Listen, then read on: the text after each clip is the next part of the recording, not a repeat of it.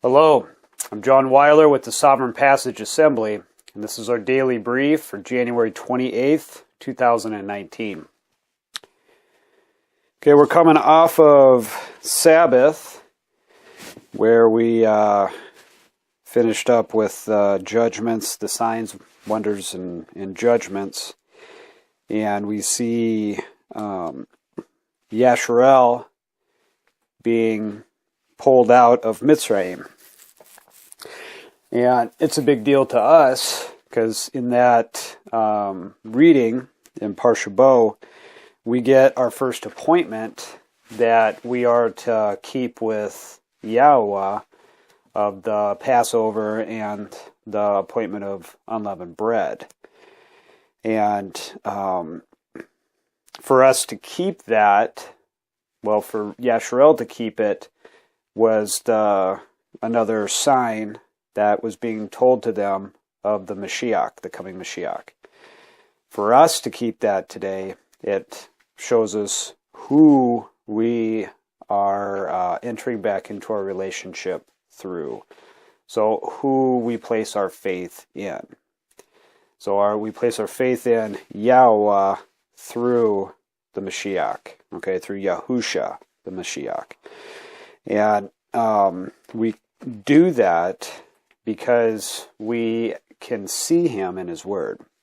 Okay, we can see Yah in his word, and we can see YAHUSHA in his word. So Yah, I am, and then YAHUSHA's, I am he that saves.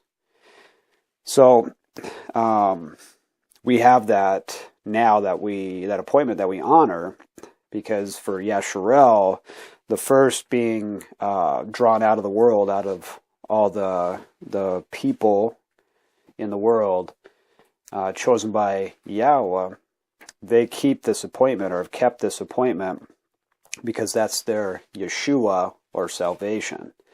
We keep that appointment because that's our yeshu'ah, or salvation. So it's very important, because that's the path for us that we take when we come out of the world. Okay, so YAHUSHA HA'MASHIACH, YAHUSHA the Messiah, he is our Passover lamb, the fullness or the completeness of the way of Yah. Okay, so the way to approach YAHUAH, for us to approach YAHUAH, we enter in through him is the door, and his covering, and for his marker, and his covering for atonement.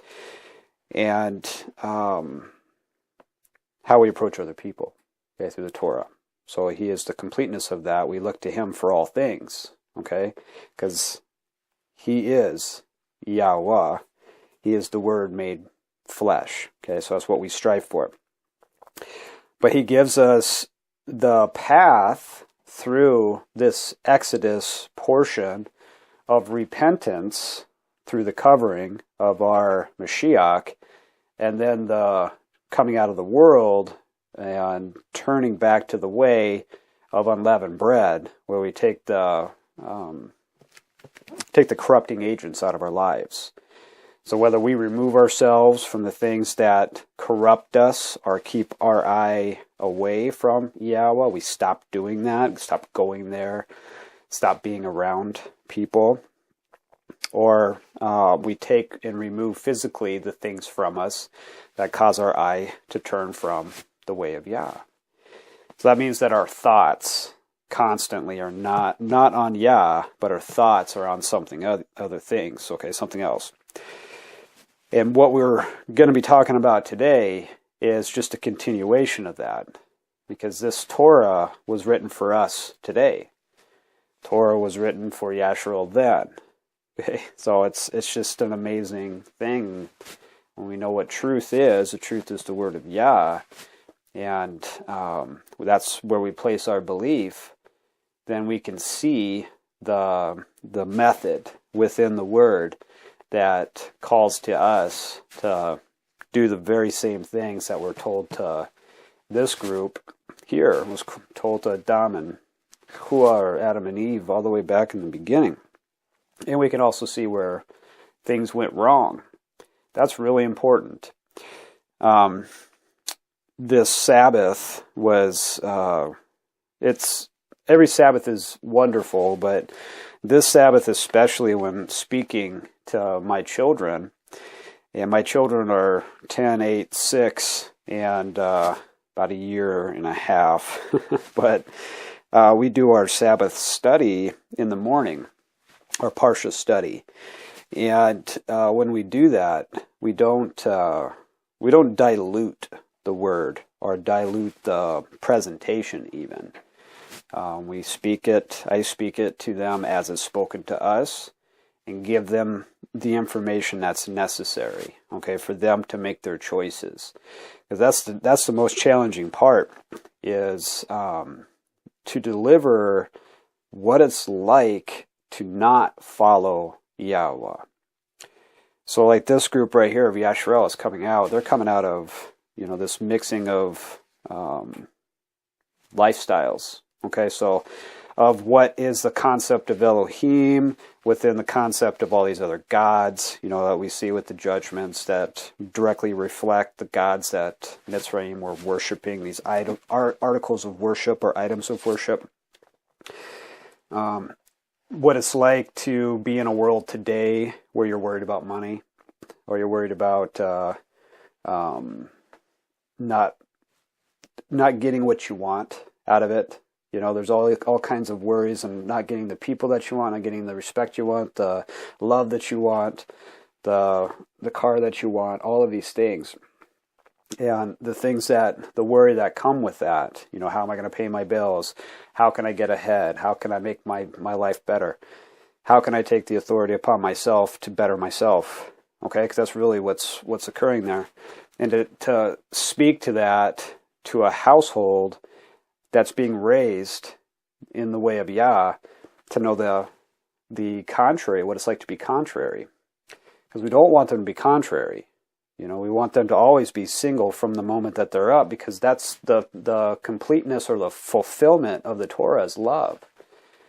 So we want them to know that. But how do you know true love if you don't know what it's like to hate, or to receive that? How do you know these things? And how do you teach those things? Because you don't, you're not going to. You're not going to teach hate. I'm not going to teach hate to my kids. So, with that being said, we teach the truth, and we have discussions as to what is the opposite, the contrary to the truth, and then give them what they need to fall back on when they go out into the world. But, and then they can make their choices, because we can't force our children to follow Yah. We can't force them to love Him. They have to be the ones ultimately at the end of everything that goes on in this time, their time here. They have to make those choices. But to speak to faith. Okay, because everything that we're talking about here is faith. So we're being pulled out of the world. We are today. And we're given that opportunity now to know Him through His Word because of the time frame that we're in today. He's calling His people back home. And the outpouring of the Ruach HaKodesh, His Holy Spirit, is being given. And it's to them that are the elect, the ones that are chosen from the foundation of the world. And they're being called through YAHUSHA HA'MASHIACH. And it's all for this specific time. Okay, we're getting close to the consummation of the ages. Okay, but with that being said, then where are we going as we're being called out? Because right here we have Yashar'el, who has been called out, and we can see that that's what's happening to us. So we enter now to that relationship with our covering through our door, YAHUSHA HA'MASHIACH. And then we see the next step in that process, which is to remove the corrupting agents, okay, the things that corrupt us. And then we see that we can become the first fruits of the resurrection. So that is the way that we are to go, but what is going to be occurring along that way, and then where are we placing that foundation? Okay, the foundation. So we give the authority to YAHUAH through YAHUSHA, right? So we enter in through the Messiah. but where are we going? And how strong and how are we building that foundation? Because between the Passover and unleavened bread and Shavuot, there's a period of time. So Shavuot or Passover, that's another appointment that YAHUAH has kept with us for the Ruach HaKodesh. Okay, that's another one that He has kept with us. So we have, our Comforter given through the Mashiach, who is also the Spirit of truth, Spirit of wisdom, all of these other characteristics that help us along our way with this journey that is wrought with peril. It's very, very challenging. So what we're going to talk about now in Parashah Beshalach, which is Shemoth chapter 13:7 through chapter 17:16, we're going to begin with faith. So what we have come up to this point are these great signs and wonders and then judgments up until the death of the firstborn of all of Mitzrayim, where Yashar'el was not affected with that when they had the covering, okay, which would be the covering of the lamb, the covering of our lamb today. So now they're coming out, okay, and these steps that are coming out, that's really literally where we are today, okay, in the Ruach, because we're now in a time where we don't approach in the physical.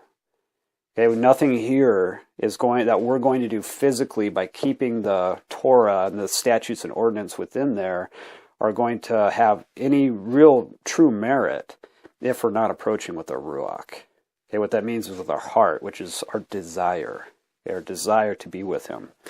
Our desire to be like Him, because He calls us to be holy as He is holy. So He's telling us that you have to be like me. Okay, we have to be the same, because we were made in the image of Elohim in the beginning. No man can look upon the face of Elohim, okay, the goodness of Elohim, because man is corrupt. So we have to die to the things of man, our corrupt desires that take us away from the way of Yah, and then we are entering back in through the resurrection of our Mashiach. He is our door that we can be holy or set apart. So we no longer live for this, and we live by the Ruach, okay, by the Spirit. So that's how we approach every moment of our days. But it comes down to belief. Okay, where do we place our belief? Belief and faith, they're interchangeable. Because if you believe something, then you're going to do it or be it. Okay, that's be. Be is the root word there. And if you don't believe it, then you're not going to. Okay, you're not going to be what the thing that you are placing your hope in. Okay, so our hope. So today we're going to read chapter 13, the end of chapter 13 and 14. And this talks about Yashar'el as they're moving away, the path that they take, and the things that YAHUAH does up until the very last moment of Mitzrayim pursuing them. And we're going to discuss here what that really means for us right now in our, what we could say, modern times, that really mean the same thing that was happening to Yashar'el, okay, back then. Okay, so let's get our word out, and this is Parashah Beshalach. That means when He let go. And again, the reading is Shemoth chapter 13, verse 7 through chapter 17, verse 16. And we're going to read 13 and 14. Okay, so we're going to read it, and I would ask that everybody get your word out and follow along. So we start to tie our Ruach to the word. Don't tie your Ruach to me. Okay, so chapter 13, verse 17. And it came to pass when Phar'oh had let the people go, that Elohim led them not through the way of the land of the Pelishtim, although that was near. For Elohim said, lest perchance the people repent when they see war, and they return to Mitzrayim. But Elohim led the people about through the way of the wilderness of the Red Sea. And the children of Yashar'el went up harnessed out of the land of Mitzrayim, and Moshe took the bones of Yosef with him, for he had straitly sworn the children of Yashar'el, saying, Elohim will surely visit you, and ye shall carry up my bones away hence with you. And they took their journey from Succoth, and encamped in Etham, in the edge of the wilderness. And YAHUAH went before them by day in a pillar of cloud to lead them the way, and by night in a pillar of fire to give them light, to go by day and night. He took not the pillar of cloud by day, nor the pillar of fire by night from before the people. Okay, so that's the end of chapter 13. And just been drawn out. They left and they went to Succoth, and Elohim starts to lead them. They could take a road. It's like I don't know if international is the right word, but it really would be. It's between the different nations, but it's a trade road. They'll go all the way up north into like our modern day Turkey, and it would take them straight up to the land promised. Okay, so Canaan, but it would go through the land of the Pelishtim, and they would have fought them. Okay, there would have been conflict there to see this huge party of 600,000 men, not counting the children is what it says here, but the numbers are upwards potentially of roughly over 2 million, 2.5 million people. That's a lot of people, just to be up and moving with their goods and everything. So,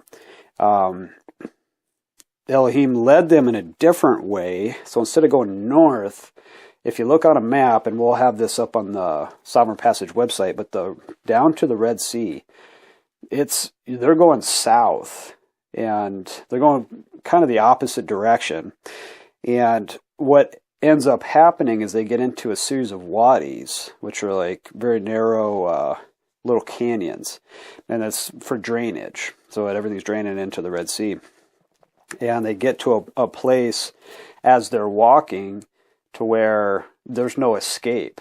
They have to get in and get out, get lost in there. And then if you're looking at it from a tactical perspective, the tactical advantage would be Pharaoh, because he could come in and just take everybody out, or just at least stop the movement and turn the people back.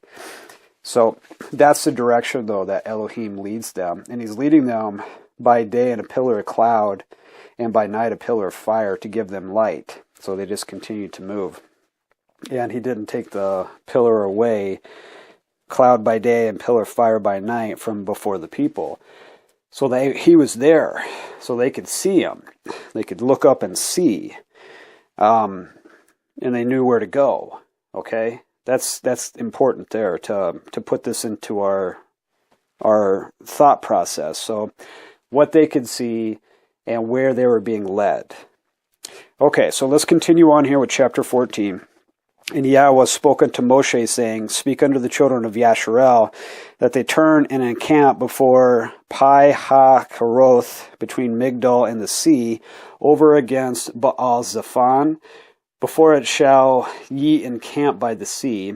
For Pharaoh will say of the children of Yashar'el, They are entangled in the land, the wilderness has shut them in. And I will harden Pharaoh's heart, that he shall follow after them. And I will be honored upon Pharaoh and upon all his host, that the Mitzrayim may know that I am YAHUAH. And they did so. And it was told the king of Mitzrayim that the people had fled, and the heart of Pharaoh and his servants was turned against the people. And they said, Why have we done this, that we have let Yashar'el go from serving us? And he made ready his chariot and took his people with him. And he took 600 chosen chariots, and all the chariots of Mitzrayim, and captains over every one of them. And YAHUAH hardened the heart of Pharaoh the king of Mitzrayim, and he pursued after the children of Yashar'el. And the children of Yashar'el went out with a high hand. But the Mitzrayim pursued after them all the horses and chariots of Pharaoh, and his horsemen and his army, and overtook them encamping by the sea, besides Pi-ha-Keroth before Baal-Zephon. And when Pharaoh drew nigh, the children of Yashar'el lifted up their eyes, and behold, the Mitzrayim marched after them, and they were sore afraid. And the children of Yashar'el cried out unto YAHUAH, and they said unto Moshe, Because there are no graves in Mitzrayim, have you taken us away to die in the wilderness? Wherefore have you dealt thus with us, to carry us forth out of Mitzrayim? Is not this the word that we did tell you in Mitzrayim, saying, Let us alone, that we may serve the Mitzrayim? For it had been better for us to serve the Mitzrayim than that we should die in the wilderness. And Moshe said unto the people, Fear ye not, stand still and see. The yeshu'ah, stand still and see the yeshu'ah of YAHUAH, which he will show you today. For the Mitzrayim whom you have seen today, you shall see them again no more forever. YAHUAH shall fight for you, and ye shall hold your peace. And YAHUAH said unto Moshe, Why cry you unto me? Speak unto the children of Yashar'el, that they go forward. But lift up your rod, and stretch out your hand over the sea, and divide it. And the children of Yashar'el shall go down on dry ground through the midst of the sea. And I, behold, I will harden the hearts of the Mitzrayim, and they shall follow them. And I will get me honor upon Pharaoh and upon all his host, upon his chariots and upon his horsemen. And the Mitzrayim shall know that I am YAHUAH, when I have gotten me honor upon Pharaoh, upon his chariots and upon his horsemen. And the angel of Elohim, which went before the camp of Yashar'el, removed and went behind them. And the pillar of cloud went from before their face and stood behind them. And it came between the camp of the Mitzrayim and the camp of Yashar'el. And it was a cloud and darkness to them, but it gave light by night to these, so that the one came not near to the other all the night. And Moshe stretched out his hand over the sea, and YAHUAH caused the sea to go back by a strong east wind all that night, and made the sea dry land, and the waters were divided. And the children of Yashar'el went into the midst of the sea upon the dry ground, and the waters were a wall unto them on their right hand and on their left. And the Mitzrayim pursued, and went in after them in the midst of the sea, even all Pharaoh's horses, his chariots, and his horsemen. And it came to pass that in the morning watch, YAHUAH looked unto the host of the Mitzrayim through the pillar of fire and of the cloud, and troubled the host of the Mitzrayim, and took off their chariot wheels, that they drove them heavily. So that the Mitzrayim said, Let us flee from the face of Yashar'el, for YAHUAH fights for them against the Mitzrayim. And YAHUAH said unto Moshe, Stretch out your hand over the sea, that the waters may come again upon the Mitzrayim, upon their chariots, and upon their horsemen. And Moshe stretched forth his hand over the sea, and the sea returned to his strength when the morning appeared. And the Mitzrayim fled against it, and YAHUAH overthrew the Mitzrayim in the midst of the sea. And the waters returned and covered the chariots and the horsemen and all the host of Pharaoh that came into the sea after them. There remained not so much as one of them. But the children of Yashar'el walked upon dry land in the midst of the sea, and the waters were a wall unto them on their right hand and on their left. Thus YAHUAH saved Yashar'el that day out of the hand of the Mitzrayim. And Yashar'el saw the Mitzrayim dead upon the seashore. And Yashar'el saw that great work which YAHUAH did upon the Mitzrayim. And the people feared YAHUAH and believed YAHUAH and his servant Moshe. Okay, so that's very exciting. That's quite an account of what occurred right there. Okay, so they move. It's like the people come to their senses and they say, wait, they were just going to go a 3 days journey and now they're not coming back. Why have we done this? We need to go back. We need to go out and get them, bring them back. And so Pharaoh's told that they're entangled in the land, and that's be a good place to go get them. Okay, pull them back. But it's all for this purpose right here, as YAHUAH tells Moshe that I will be honored upon Pharaoh and upon all his host, that the Mitzrayim may know that I am YAHUAH, and they did so. Okay, so we have this physical thing that's occurring right now here that we're reading about, that we are now relating to the spiritual things that are occurring to us. Okay, when we're being delivered. Okay, being delivered. And we are being delivered, have been delivered, excuse me, through the Mashiach, praise Yah, through his death and resurrection. But day by day, we are also being delivered. So if we think that we are no different than this group, I've spoken to people when I first come out to the unbeliever. I didn't really recognize or want to accept that they were the unbeliever, but they are. Okay, so the ones that will strive against the word of Yah, they also will strive against you. And when we first come out, we feel like we need to justify, what we're doing here. We need to justify Him, justify His word, but we're not to do that. That's not our role. It's the other way around, okay? We lean on Him, and He's the one that justifies us. But that's what happens. That's really the way that it goes, because when you're coming out of a church Christian lifestyle like I was, where people will attack you saying you're trying to add to the death and resurrection of Jesus by doing these works, or you're trying to approach in a legalistic manner so you can make God happy or feel like you're not going to get punished. Or can you add more to the death and resurrection of Yeshua or Yahusha? So those things will be coming at us. But what we get here, what we are learning right here, is that YAHUAH is the one that delivers us from that. So we will be, there will be those who will be coming against us, and we'll look at, we need to be the ones that are going to be doing the fighting back against the words that are coming to us. But that's not the case, because YAHUAH is the one that goes forth before us, and He is the one that will fight for us. But when we're in that time, I was not to that understanding yet, because you're still coming out of the world, and you're still focused on the things of the world. We still have uncircumcised lips.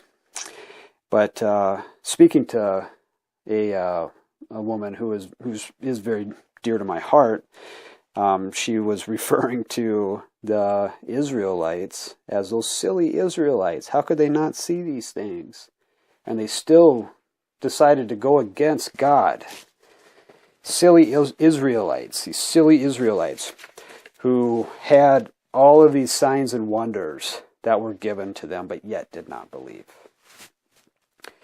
Okay, that's pretty challenging here for us today.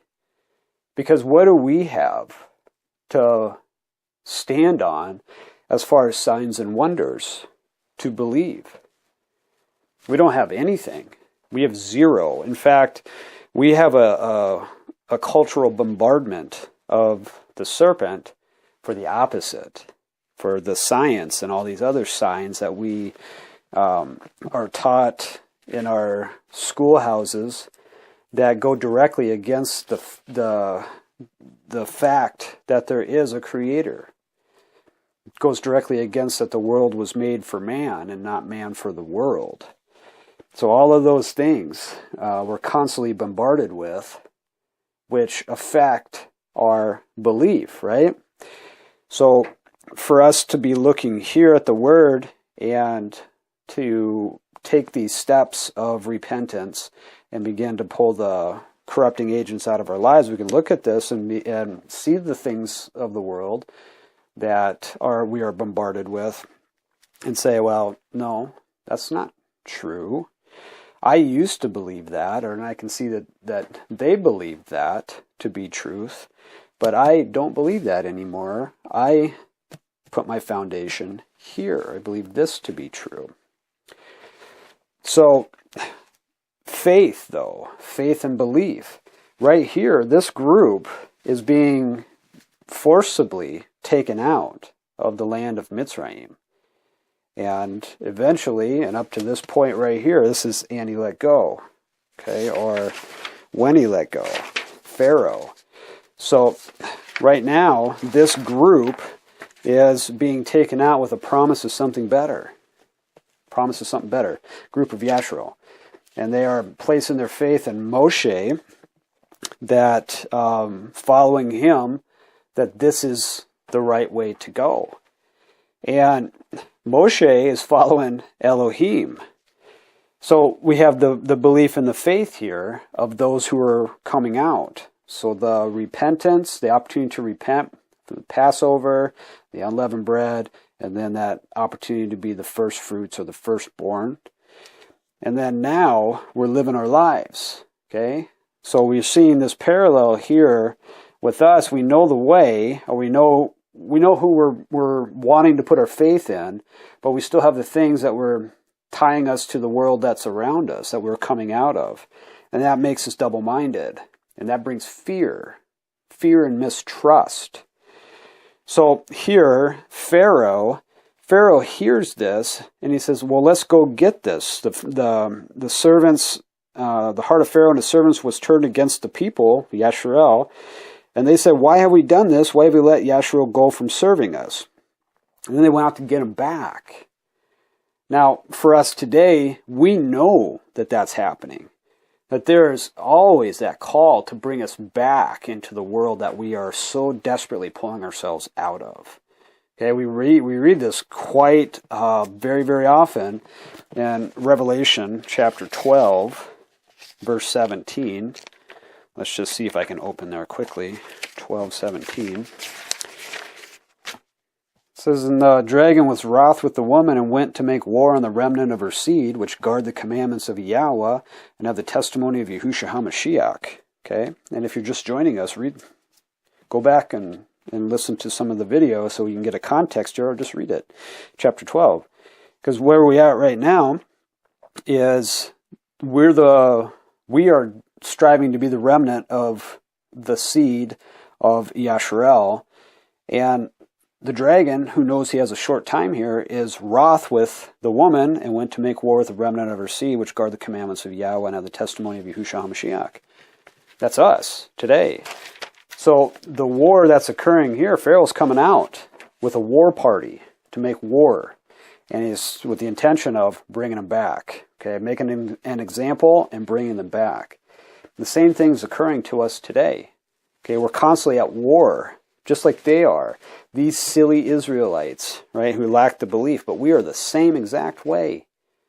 We don't have the signs and wonders, but we're a different group. We have the complete word. This word was not even available to this group. They were becoming part of the word of Yah that we have today. So we are learning from this group right here of what to do and what not to do. So we have everything that we need to include the Ruach HaKodesh. We are a different group. So our faith is in the Ruach. Okay, that's where we are led. We are striving to cleave to the Ruach Elohim, and then we'll be led by the Ruach Elohim. So faith and belief, okay, and how challenging that is. And we are at war. We are there. That warring force of the dragon, of the adversary, of the accuser, is constantly trying to pull us away. And we have the heart for the world because that's where we came out of. That's all that we know. It's very challenging. Okay. And it says in verse 8, chapter 14, verse 8, it says, and YAHUAH hardened the heart of Pharaoh, king of Mitzrayim, and he pursued after the children of Yashar'el, and the children of Yashar'el went out with a high hand. Now we can read that they went out kind of like, I'm better than you. Because that's how we see high hand today. Don't think that don't rest in who you are thinking that you're better than everybody else. And that's true. That's what Paul writes, that those of us who are grafted into the vine or into the tree, that we cannot think of ourselves better than those who are the natural born, because just like he cut them off, we can be cut off ourselves. It's all up to us in our spiritual direction. So that is true. We don't talk about Yah to anybody with a high hand, because that's just in the way that we understand the word high hand or that phrase, because that causes destruction. That's still uncircumcised lips. We're speaking in a way to use the word of Yah to cause harm, and that's really the way of the serpent. We have to recognize that. But for here, though, the word high hand, or the phrase high hand, high is room. That's the word is room, or how it's transliterated as room. And it means to be high, or to raise, or to rise. And hand is yod, and it is reflected in a way as like an open hand that's indicating power or the means of or the direction. Okay, and there's another word that's used for a closed hand. Okay, but this is an open hand, and that's the power or the means or the direction. So basically what is being said there is that the children of Yashar'el went out with a higher power or a higher direction than that of where they were living in the nation of Mitzrayim. So, and that's really that's another purpose of the signs, wonders, and judgments, is to show the authority. Okay, and Pharaoh's pursuing them, and all his horses and chariots, and his horsemen and his army, and they overtook them encamping by the sea, the Red Sea, by Pi HaKoroth, before Baal Zephon. Baal Zephon is, there's a lot of potentials. Baal is like master or Lord, Baal. And Zephon is the north.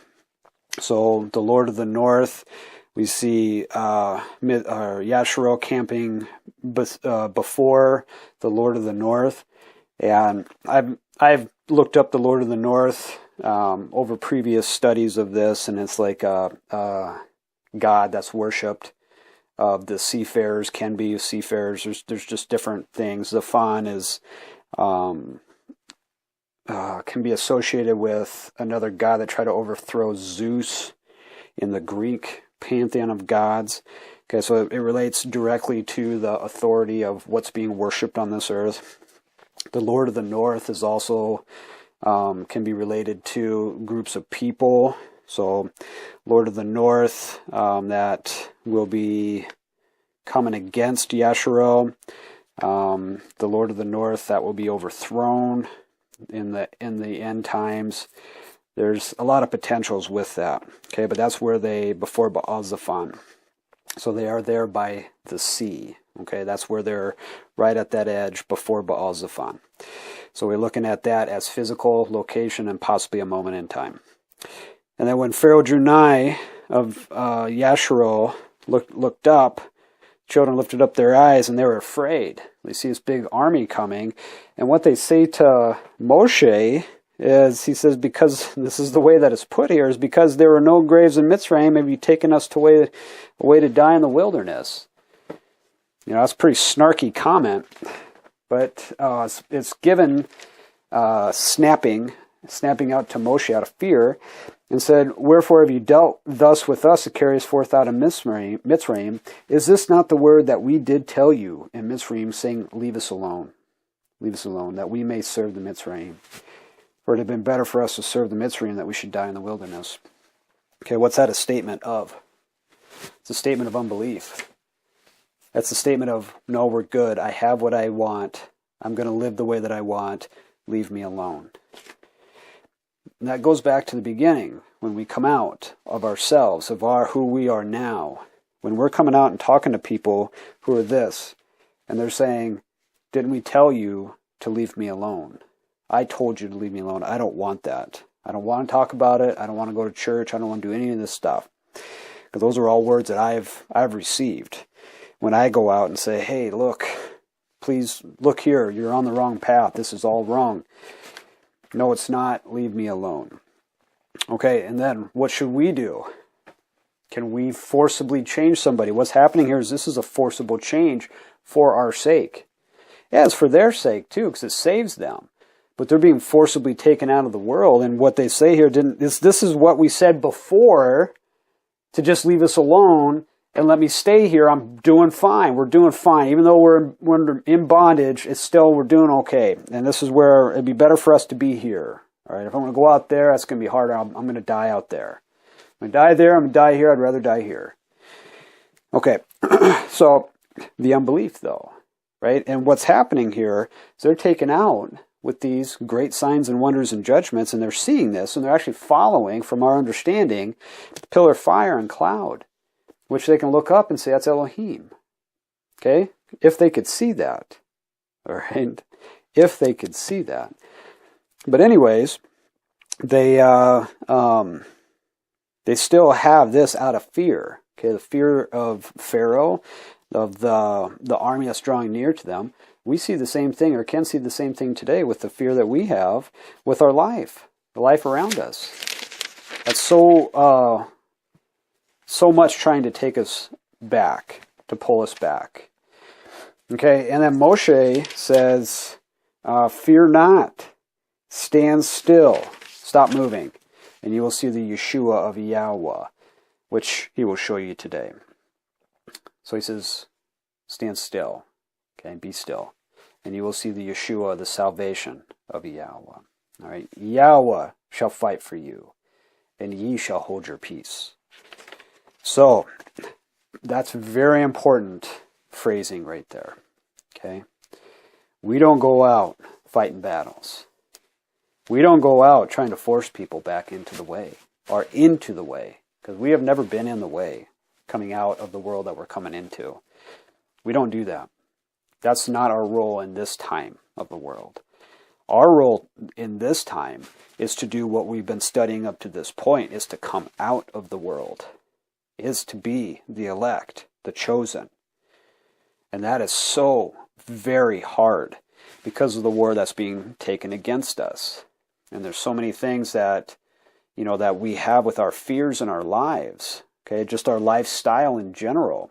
What if I lose my house? What if I lose my job? Well, the car's not starting today. Okay, all of these things that compound in our ruach, which is all fear. And then we're saying, well, why am I doing this?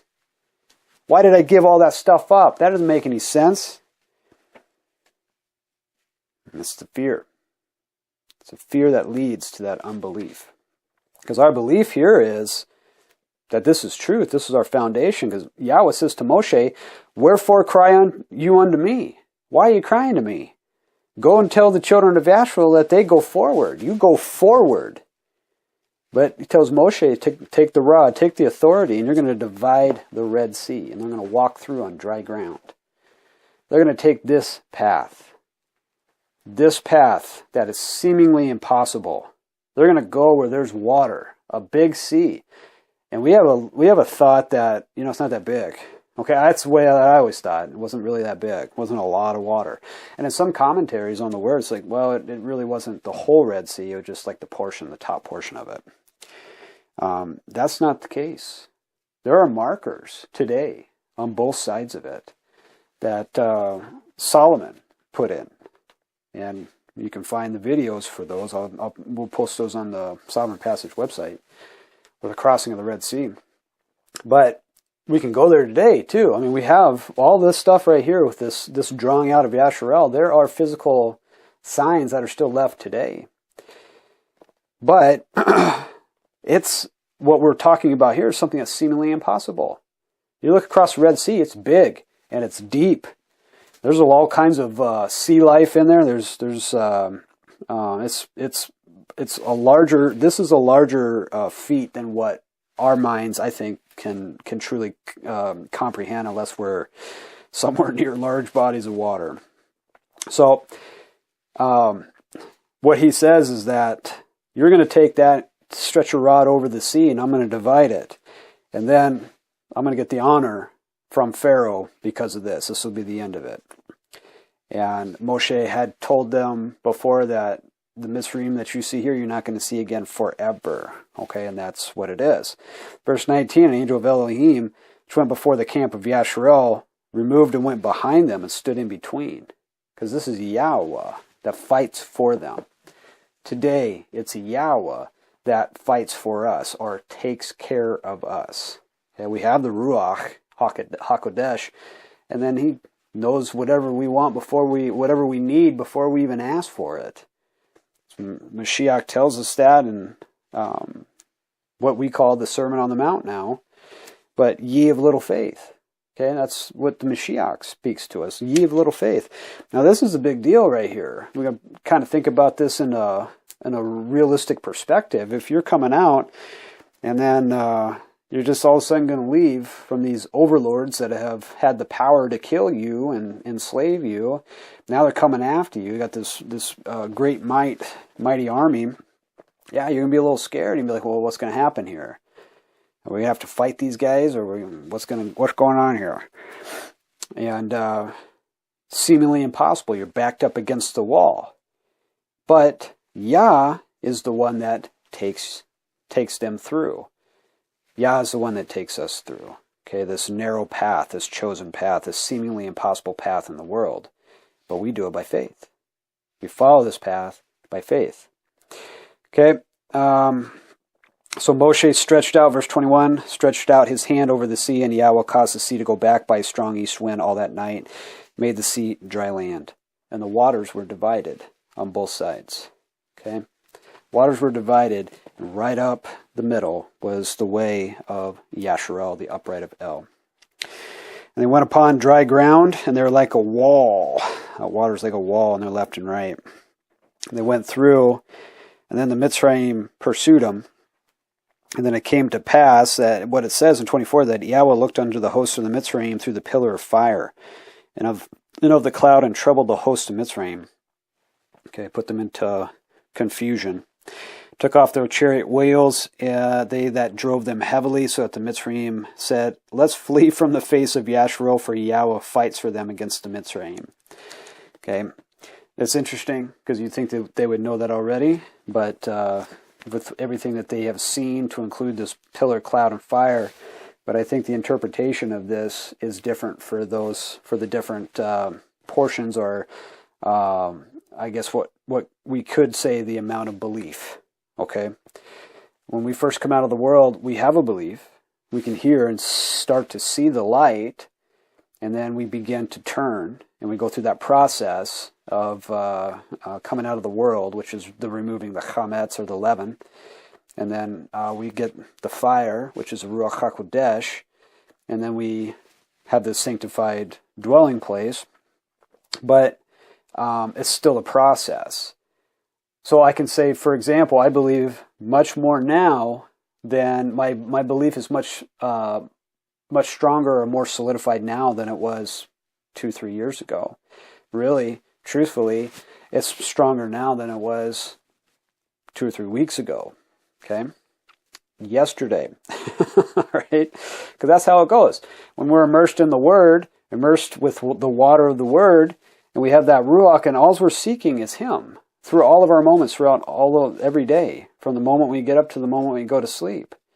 You know, we're thinking those thoughts, and we're contemplating our relationships, we're contemplating our reactions, and we're thinking about our words before they come out of our mouth, and our actions before we make any movement. We're still, and we seek YAHUAH. But the belief, though, is still a process with how fervently we're going to immerse ourselves in the words of Yah. To know Him, okay, to be Him, be as Him. So whether or not they could see that, okay, that's really the point there. Just like whether or not we can see certain things in His Word, yet, okay, up to a point, up to where that'll match our fervent desire, okay, our heart, our desire of YAHUAH. And then Moshe stretched forth his hands over the sea again, and the sea returned his strength, and then everybody's covered up with water. And it says, children of Yashar'el walked upon dry land in the midst of the sea. Waters were as a wall to them on the right or the left. Okay, we have one path there. Cannot stray to the right or the left. Okay, otherwise we will be swept away. Yashar'el saw the Mitzrayim dead on the seashore, and then all the great work which YAHUAH did to the Mitzrayim, and then they believed. And then they believed in YAHUAH, and they believed Moshe. Well, what do we see today as far as our faith that we can physically look at and say, wow, that was amazing. Parted this and did that. Can't see any of it. And in fact, we see a lot of wonders that the magicians of our time are doing today with manipulation of the creation, and great disinformation too, to help pull the eyes of those who possibly could hear the word of YAHUAH back, to pull them back, just within the things that we can witness around us. we're homeschoolers, we teach, and we teach science. Science is a good thing, because science is a process of asking questions.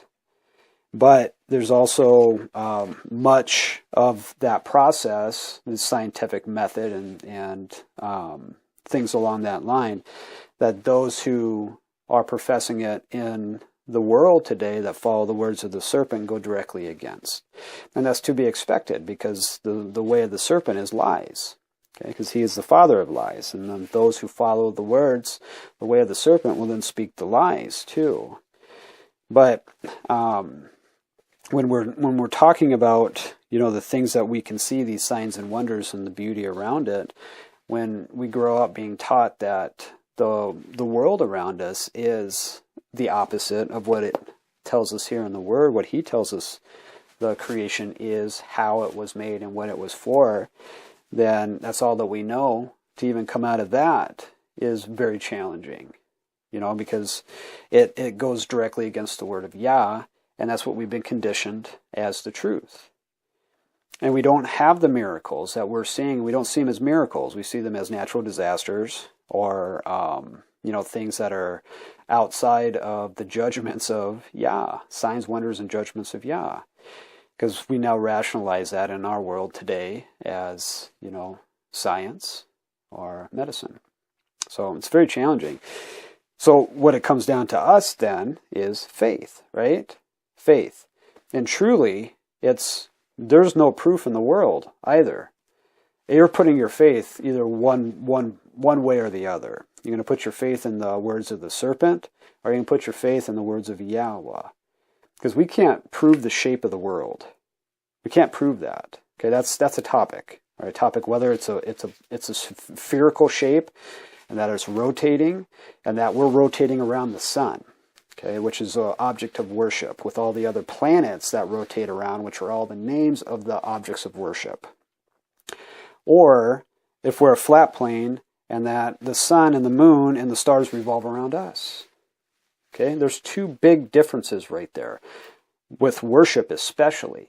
Okay, so what we're placing the authority of the sun that we need to live, right? So we're revolving around the sun, which is all these other gods or forms of worship up until even today, because we're assigning ourselves with that's how the universe is. Universe is this way. The universe is not this way, or that there is a universe.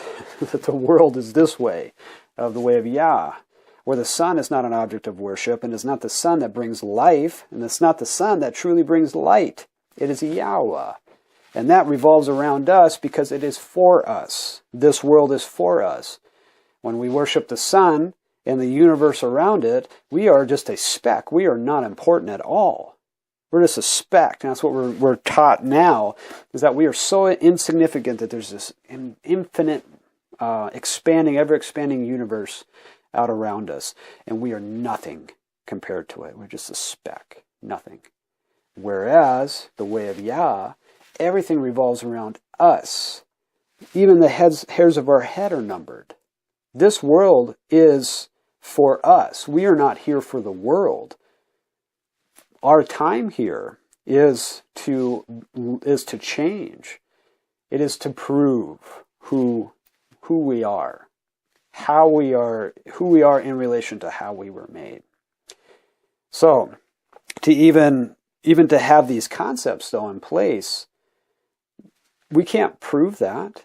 We can't prove that the sun and the moon are revolving around us. We can't prove that the world is flat, a flat plane, or we can't prove that it's a ball, that it's spherical, unless you and I can go up in the sky. We can't prove that. We have all these theories that change. Theory of this, theory of that, theory of that. A theory is a thought. It's not proven. We can't prove it. And these theories change.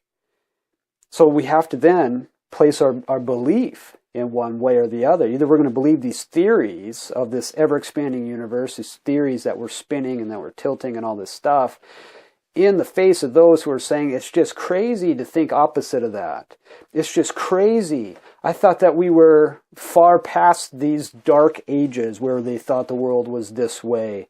And we're so much smarter now, so much better now.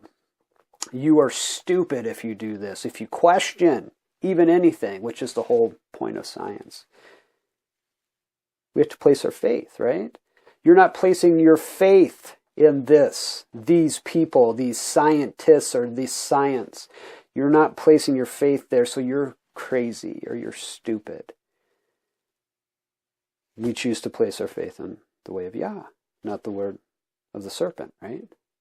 They choose to place their faith in the words of the serpent and not the words of Yah. And that's just a small point. That's just an example, okay? With the world around us in this world that we're in, this great deception, this deception that's entrapping and ensnaring everybody in the world. But truly, it comes down to faith, where we are placing our faith. And then when we say we're placing our faith, how we're reacting to the challenges of the life around us. Because how we react to the challenges is a reflection of how we are exuding our belief. Okay, so if we have a thought where I'm afraid to lose my job to keep the Sabbath, well, the truth is you're placing more importance on your job and your money, or your job and your, if you have a position, your esteem. That's really what's happening there, as opposed to placing your faith in the words of Yah, who goes forth in front of you and fights for you, who knows what you need before you even ask it. I'm afraid to give up my life, afraid to give up my career, and I'm afraid to do what the Mashiach says, is to sell everything that I have and go and give to the poor, and then go follow him. That's what he says. Quit your job. Sell your stuff. Go and follow him. Do as he did, which is the way of Yah. Afraid to do that. Well, why? Why are we afraid of that? And I'm not speaking condescendingly, because I am that way. I'm speaking to myself when I ask that question. Well, why are you afraid of that? Well, where's our belief? Where's my belief? Am I still believing that I'm the one to go out and do this stuff? Am I the one to go out, take the authority, and go get what I think that I need? Or do I put my faith in YAHUAH, who parts waters that we walk through on dry ground? That's a very challenging concepts here. Very challenging. And that as we start to draw nearer to him, we're confronted with them in a way of, why are you not doing this? Okay, why are you not doing this? Okay, let's go to Hebrews chapter 11. We'll end out our discussion here of faith and belief. Okay, belief. So chapter 11 in the letters to the Hebrews says, now belief is the substance of things hoped for and the evidence of things not seen. Now your reading might have faith, okay, but put the two together here. You're not going to do anything if you don't first believe it, okay? Belief, be is the root word of that. So if you believe it, you will be, okay, and that's faith. So belief is the substance of things hoped for, the evidence of things not seen. For by it the elders obtained a good report. Through belief we understand that the worlds were framed by the word of YAHUAH, so that things which are seen were not made of things which do appear. By belief Havel offered unto YAHUAH a more excellent sacrifice than Cain, by which he obtained witness that he was righteous. YAHUAH testifying of his gifts, and by it he being dead yet speaks. By belief Hanok was translated so that he should not see death, and he was not found because YAHUAH had translated him. For before his translation he had this testimony that he pleased Yah. But without belief it is impossible to please him. For he that comes to YAHUAH must believe that he is, and that he is a rewarder of them that diligently seek him. By belief, Noach, being warned of Elohim of things not seen as yet, moved with fear, preparing an ark to the saving of his house, by the which he condemned the world, and became heir of the righteousness which is by belief. By belief, Abraham, when he was called to go out into a place which he should after receive for an inheritance, obeyed. And he went out, not knowing whither he went. By belief he sojourned in the land of promise, as in a strange country, dwelling in tabernacles with Yitzhak and Yaakov, the heirs of him of the same promise. For he looked for a city which has foundations, whose builder and maker is YAHUAH. Through belief also Sarah herself received strength to conceive seed, and was delivered of a child when she was past age, because she judged him faithful who had promised. Therefore sprang there even of one, and him as good as dead, so many as the stars in the multitude, and as the sand of the sea is by the seashore innumerable. These all died in belief, not having received the promises, but having seen them afar off, and were persuaded of them, and embraced them, and confessed that they were strangers and pilgrims on the earth. For they that say such things declare plainly that they seek a country. And truly, if they had been mindful of that country from whence they came out, they might have had opportunity to have returned. But now they desire a better country, that is a heavenly. Wherefore YAHUAH is not ashamed to be called their Elohim, for he has prepared for them a city. By belief, Abraham, when he was tried, offered up Yitzhak, and he that had received the promises offered up his Yachid, of whom it was said, that in Yitzhak shall your seed be called, accounting that YAHUAH was able to raise him up, even from the dead, from whence also he received him in a figure. By belief Yitzhak blessed Yaakov and Esau concerning things to come. By belief Yaakov, when he was dying, blessed both the sons of Yosef, and worshipped leaning upon the top of his staff. By belief Yosef, when he died, made mention of the departing of the children of Yashar'el, and gave commandment concerning his bones. By belief, when he was born, Moshe, when he was born, was hid 3 months of his parents, because they saw he was a proper child, and they were not afraid of the king's commandment. By belief, Moshe, when he was come to years, refused to be called the son of Pharaoh's daughter, choosing rather to suffer affliction with the people of YAHUAH than to enjoy the pleasure of sin for a season, esteeming the reproach of Mashiach greater riches than the treasures in Mitzrayim, for he had respect unto the recompense of the reward. By belief he forsook Mitzrayim, not fearing the wrath of the king, for he endured as seeing him who is invisible. Through belief he kept the Pesach, and the sprinkling of blood, lest he that destroyed the firstborn should touch them. By belief they passed through the Red Sea, as by dry land, which the Mitzrayim essaying to do were drowned. By belief the walls of Jericho fell down, after they were compassed about 7 days. By belief, the harlot Rachab perished not with them that believed not, when she had received the spies with peace. And what shall I more say? For the time would fail me to tell of Gideon, of Baruch, of Shimson, of Yephtach, of David, also of Shemuel, and of the prophets, who through belief subdued kingdoms, wrought righteousness, obtained promises, stopped the mouths of lions, quenched the violence of fire, escaped the edge of the sword, out of weakness were made strong, waxed valiant in fight, turned to flight the armies of the aliens. Women received their dead, raised to life again, and others were tortured, not accepting deliverance, that they might obtain a better resurrection. And others had trial of cruel mockings and scourgings, yea, moreover of bonds and imprisonment. They were stoned, they were sawn asunder, were tempted, were slain with sword. They wandered about in sheepskins and goatskins, being destitute, afflicted, tormented, of whom the world was not worthy. They wandered in deserts and in mountains, and in dens and caves of the earth. And these all, having obtained a good report through belief, received not the promise. YAHUAH having provided some better thing for us, that they without us should not be made perfect. Wherefore, seeing we also are compassed about with so great a cloud of witnesses, let us lay aside every weight and the sin which does so easily beset us, and let us run with patience the race that is set before us, looking unto YAHUSHA, the author and finisher of our belief, who for the joy that was set before him endured the cross, despising the shame, and is set down at the right hand of the throne of YAHUAH. For consider him that endured such contradiction as sinners against himself, lest ye be wearied and faint in your minds. Ye have not yet resisted unto blood, striving against sin. Challenge here is belief. What do you believe? What do I believe? What are we doing? We know that our time is short, that we are like vapor, we are like a breath. We're here and then we're gone. And we have an understanding that we have this opportunity now to be the firstborn, or the first fruits, brethren of many of Mashiach.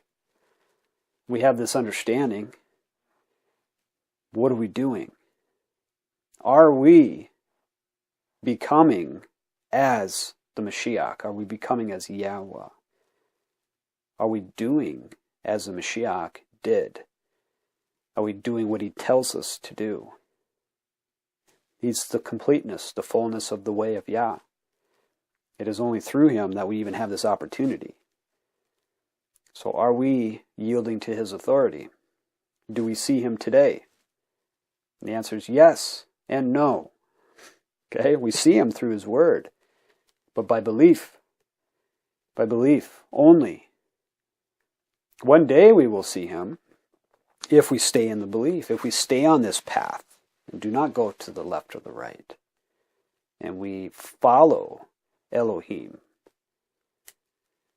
It's very challenging. It truly is. None of this is easy at all. And we think that as soon as we turn to his way, then that's it. We're good to go, you know. We've got to keep some things in the Torah, and then we're right on the path, and that's not the case. We find the door of our Mashiach, and we understand what it means to come back into that relationship, which is repentance. We learn that, and then we understand it. And then we do it. Because we can start to do it, but if we're not following with our heart, with the desire of our ruach, we're not doing it. All right, we're doing something different. We're doing what we think is the way.